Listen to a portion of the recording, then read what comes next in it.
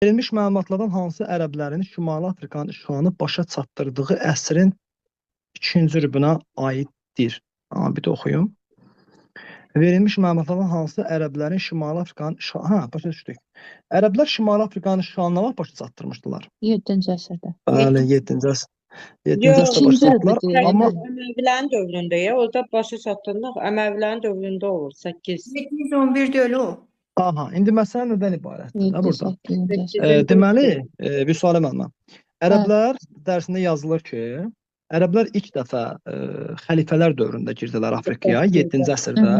711-də isə indi bunun yanında xəritə var, amma biraz yararsız xəritədir. Bax, Əməvilərin dövründə başa çatdırılır.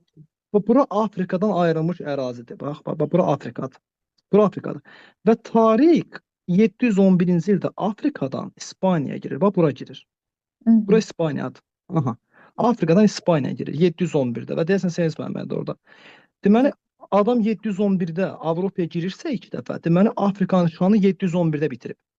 Və burada da deyir ki, girdiyi əsrin ikinci yarısına aiddir. Yəni 751-800 aralığında yəqin ki bizdən. Mənim rübünə. Üçüncü rübü olsun 726, 750. Aha. İndi 726-750 aralığına da nə tapa bilərik?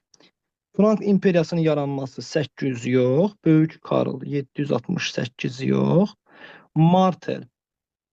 Karl Martel hərbi silah keçməsi 732 Poitiers döyüşü, xilafətdə sülalə dəyişikliyin baş verməsi 750-də gəliblər. Aha.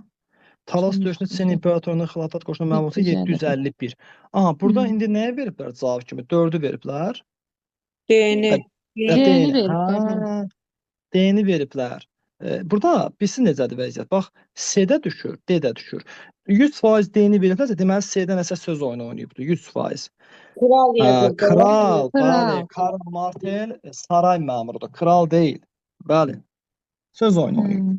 Bəli.